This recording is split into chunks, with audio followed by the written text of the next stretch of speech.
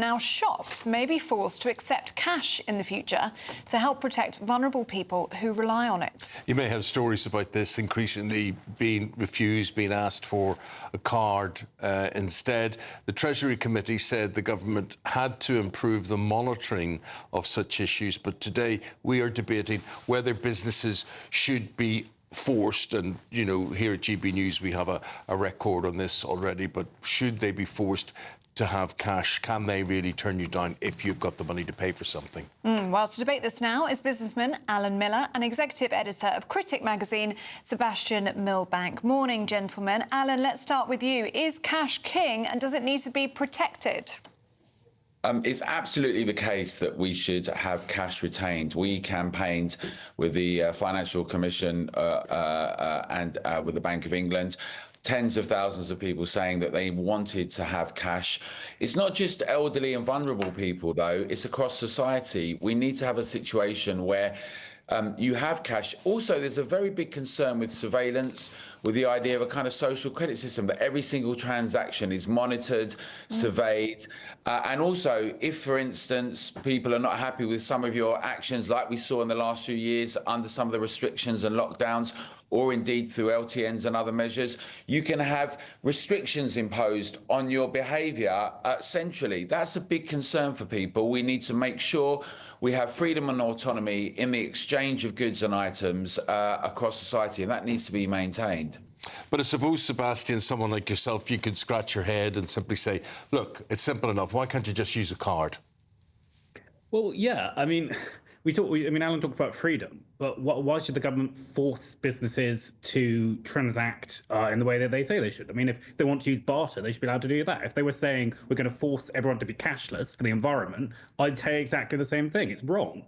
You know, if I'm a small business, I should be allowed to, it's between me and my customers. It shouldn't be for the government to step in every moment and try and say, this is the way you're going to have to do business. Alan? Yeah, well, the thing is, up until very recently, we were at a situation that it was just de rigueur that people would have cash, and that was a medium of exchange, and everyone did it.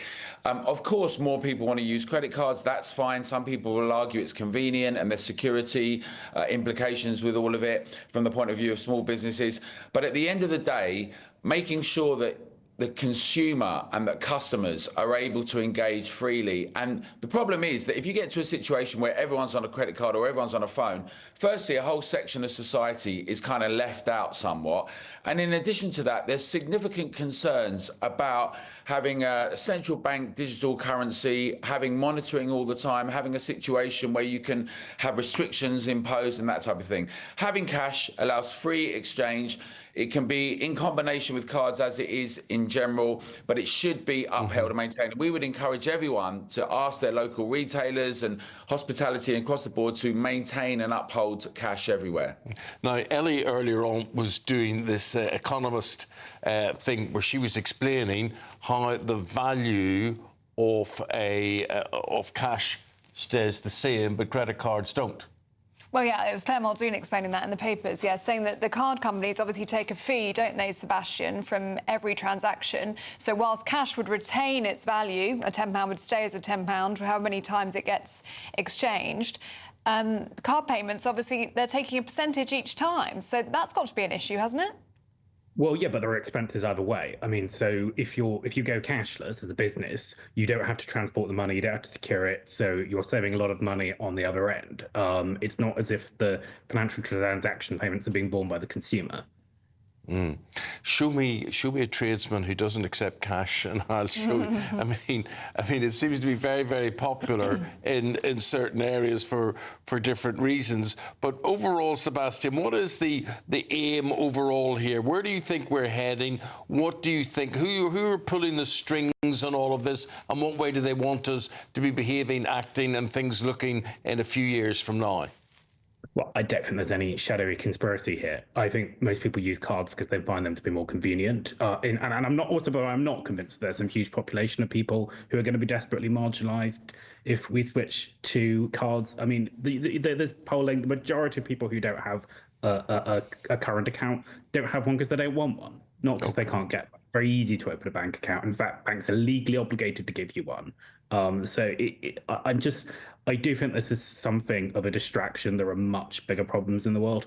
And is this a problem that's going to be eliminated soon, Alan? Are we heading for the end of cash? Well, just in terms of opening bank accounts, we've seen that debanking has been very popular, and actually it's been very difficult to open bank accounts, particularly for businesses. So it's not the case that it's very simple. And actually engagement in the economy has become increasingly problematic. We have to uphold cash. It's really important. We don't want to get in a situation where we have a programmable central bank currency where every transaction is monitored. As they said at the Bank of International Settlements, we now can survey every single transaction from point to point on audit. We've seen those things happen with big tech. We've seen those things happen across the board in social media. We do not want every part of our lives to be surveyed. We want to have the free exchange that's there, and we'd encourage all of your viewers to have their voices heard and make sure that's upheld. Okay. Gentlemen, thank you both very much indeed. Appreciate it. Thank you. Your cheque will be in the post.